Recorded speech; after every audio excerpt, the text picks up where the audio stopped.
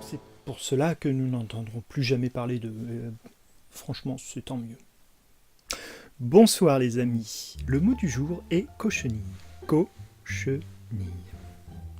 Vous constaterez que le mot cochenille se compose du mot cauchemar et chenille, ce qui est un moyen plutôt malin pour comprendre de quoi il s'agit. C'était plutôt futé à l'époque. Ainsi, la cochenille est un insecte de la famille des lépidoptères, au stade larvaire. Néanmoins, sa faculté réside dans le fait d'apparaître uniquement à celui qui a trop bu. Ainsi donc, la cochenille se retrouve à peu près sur n'importe quel point du globe, avec une légère préférence pour les proximités de début de boisson et les maisons de retraite de présentateurs de télévision. Ainsi, de par sa nature particulière, elle fait partie intégrante de notre culture et on retrouve des traces d'elle un peu partout dans l'histoire, comme en témoignent par exemple les quelques vers de ce poète amateur.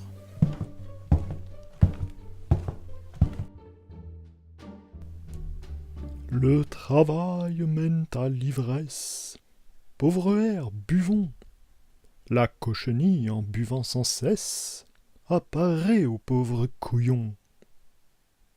Là, dans l'histoire, le couillon c'est toi. Voilà, c'était pour dire.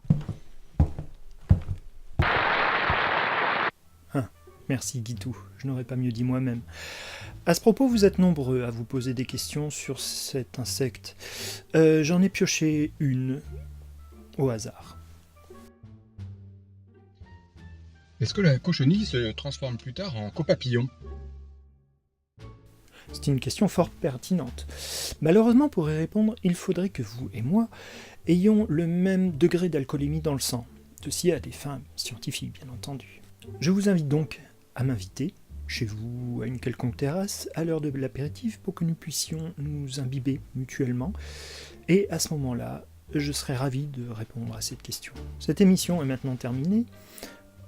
Néanmoins, je vous propose une suggestion de lecture, si vous voulez en apprendre un peu plus sur le sujet. En attendant, bonsoir.